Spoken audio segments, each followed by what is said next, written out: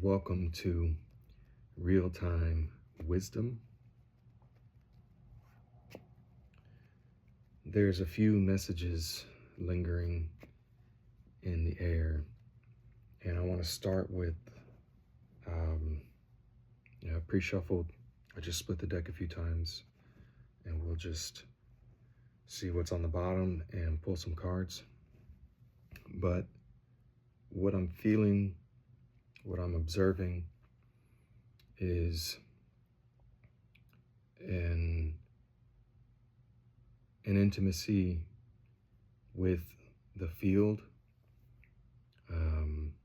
a humility, a closeness with, it makes me think of when Jesus was on the cross and he says, "God, why hast thou forsaken me?" To think of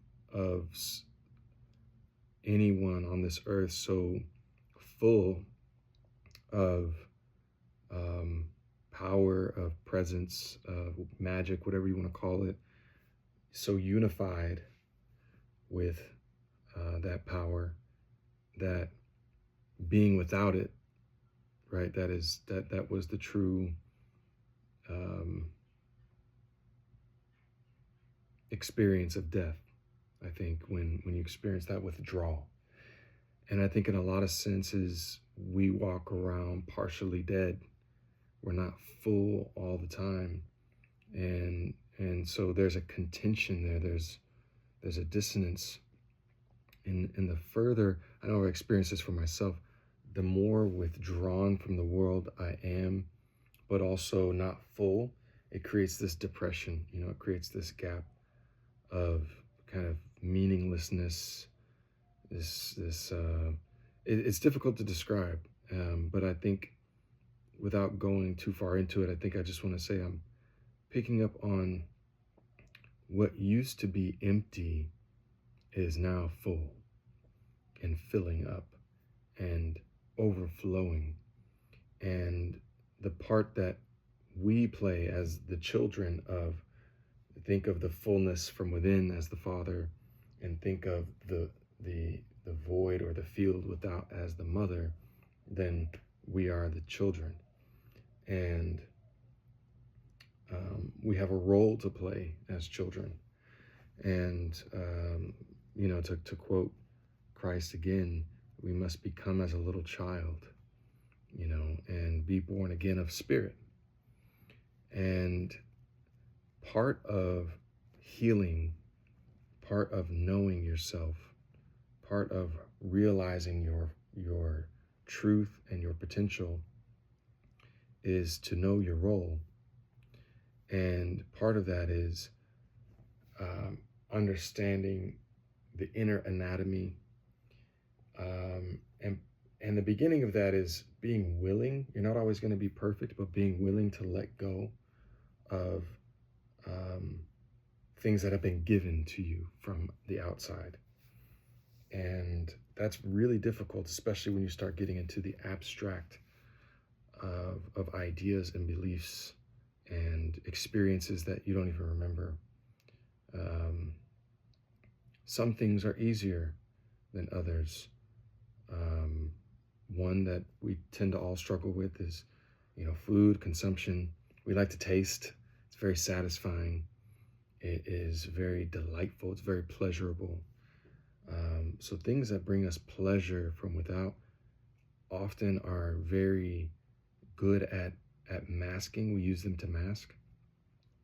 And so it's good to create some space, some detachment, to feel hunger, to feel the craving, to feel like you want to smoke, and maybe just delay that and dedicate that time to sacrifice that craving or that impulse to a higher purpose, which is, hey, I want to be more full of myself without needing to partake from without.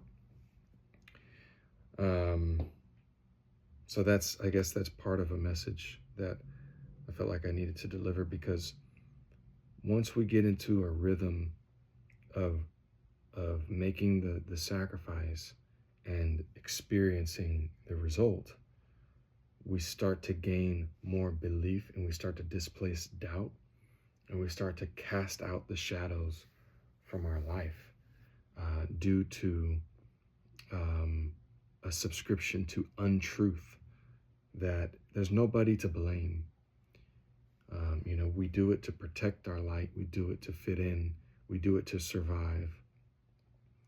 And there comes a time when we mature as individuals, and if we're fortunate enough to have the right circumstances to be able to start making choices that serve our inner child, our inner light. And I say that as a child of God, the marriage of the inner light with the outer field of possibility. And if I practice quieting the mind and setting the ego aside, then there's a flow, there's an exchange, and it's a creative flow. It creates alignment. There's a lot you can do to tune your instrument of your body and your mind that we can get into the more, I guess, I share on this channel, but it's a lot. It's a lot because you're swimming in it. And when you're swimming in it, you don't always realize, you don't always know how to orient yourself and what action to take, who to trust, if it's worth it, if you're going crazy, right? Who to listen to. Everybody's trying to tell you how to live. It's not easy. Being embodied in this, on this planet at this time, and being given this stewardship over life, there's a lot that can be done. I've witnessed it. And so my goal is to continue to be fine-tuned, to continue to refine my instrument, and to continue to step aside and let it flow. And I have fun doing that. I have fun doing that. It is challenging. It is challenging. To the temptation to want to blame myself and to guilt trip myself and put myself down. It is constant, because when you're bringing awareness to something, you see that you're not perfect. There's just immediate judgment. And so I find that the greatest gift I can give to myself is to withhold judgment. That is not my role as the child. I'm not to judge myself. I am to be humble and submissive and willing and loving and trusting, complete trust, to have an imagination, to be curious, to be kind, to be patient, to be forgiving.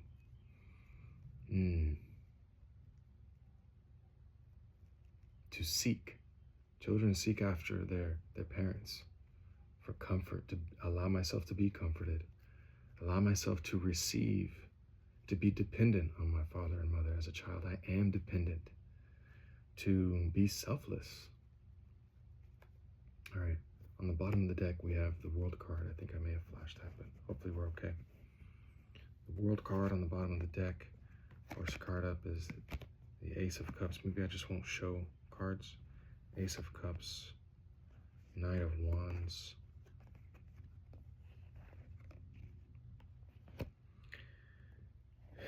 Knight of Swords, Two of Pentacles, the Sun, Page of Cups, Five of Cups, Six of Swords, Five of Pentacles, the Hermit.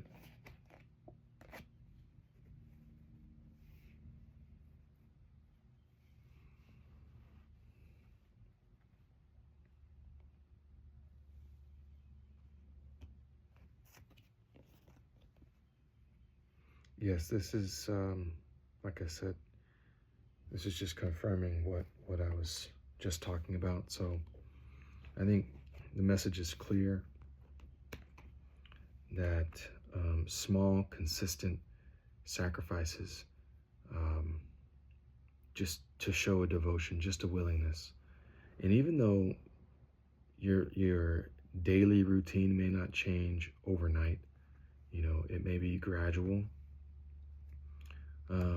continuing to come back to the practices and continuing to experiment with what works and what doesn't work, and to be patient with yourself, go with the time, go with the season. Yeah, you're leaving that old behind. There's the between the sun and the hermit here, very clear that you are radiating, and it goes hand in hand, right? The Ace of Cups and the sun. And when I see the hermit in this case, I think of just sort of a mystique, right? There's a mystical element about you, that there's still a bit of a cloak, because of your day-to-day. You still likely have a regular job, and not to say that you don't enjoy it or that you don't have an impact there, but you may not necessarily be totally unmasked and uncloaked as far as your true spiritual identity. That is not how you make a living, and that's okay. You still have the tools to have an impact, and that may be your calling. There's obviously, you're coming out of a time of, it's kind of a miraculous turnaround here, especially, mentally, emotionally, financially. It's all here. And you can expect this, the little bit that you've seen maybe in the past year or so, start to bear fruit. You can expect this to accelerate. You can expect greater opportunities to come your way. And, I just think continue to stay balanced. Continue to tap into the field, right? That's the biggest thing, is to know your role and to continue to trust and build your vibration and your connection, letting go of the things that might be interfering with that connection, clearing your energy, grounding yourself, sunlight, fresh air, breathing, hydration, plenty of rest, good rest, letting go of anger, no worries, no pressure, giving yourself permission to just be as you are now. You are valid in the space that you hold amongst all. Look for opportunities to serve others. Go out of your way to try and serve others. Go out of your way to smile and be kind to others. I know a lot of times in this hermit energy, we can practice sort of the stoic demeanor. I know I can appear a little too serious, and so find ways to carry a lightness about you. Don't let this competitive energy get you down. Yes, put up a good fight, but have fun while you do it. So this is the reading for today, and I hope it helps you step more boldly into the world as a light, as someone who brings life, and a love for life, and a spark for life across the path of those who might need it.